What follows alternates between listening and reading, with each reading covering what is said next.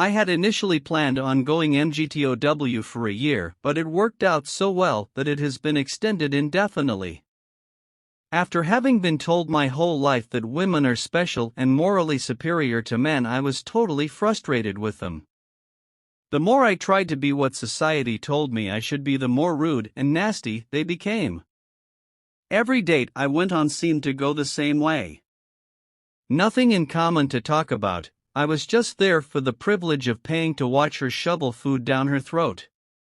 One woman I went on a few dates with even mentioned that she never took money with her on dates so that she couldn't be expected to pay for anything. Another of her statements was that if I wanted loyalty, I should get a dog. Challenging her on this outlook, she became really angry. How dare you? How dare you? I'm not a prostitute, I'm a lovely young lady. I'm not going to sleep with you anyway.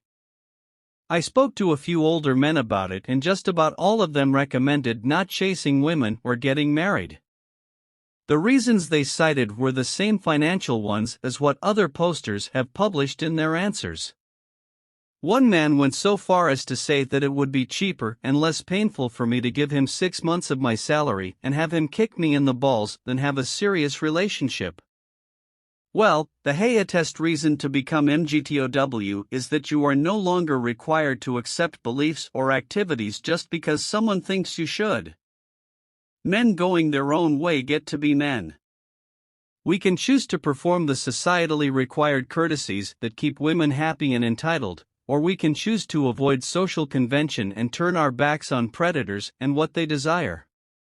We can prioritize ourselves for a change. We can recognize how dysfunctional society has become and begin to understand and embrace reality. And you can do this with a woman in your life or not. If a woman is strong and independent, she will accept a man for what he is instead of constantly searching for ways to make improvements. If a woman is not interested in allowing a man his own autonomy, then a man can walk away without any conflicts of interest. The MGTOW movement turns the structural oppression of women on its head, claiming men are the true victims of gender bias. This spate of mainstream examples sought to cast men as the real victims of the #MeToo movement.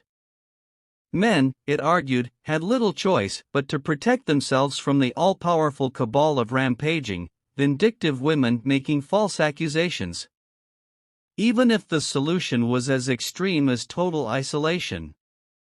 An orthopedic surgeon in Chicago told the New York Times that he had ceased ever to be alone with female colleagues, saying, "I'm very cautious about it because my livelihood is on the line. If someone in your hospital says you had inappropriate contact with this woman, you get suspended for an investigation, and your life is over." Does that ever leave you? His apparent implication that such accusations are simply random, based on no wrongdoing whatsoever, went unchallenged in the piece. MGTOW is all about a man taking care of himself and not allowing anyone enough power to destroy his own priorities. Firstly, everyone is a person of habit, so once the habit sets it takes a lot to change it. Secondly, once the man realizes the benefits of MGTOW. No fights. No groveling for sex.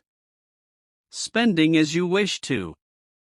Spending their money as they see fit. Never living in fear of divorce, rape, or losing a custody battle. Life becomes great.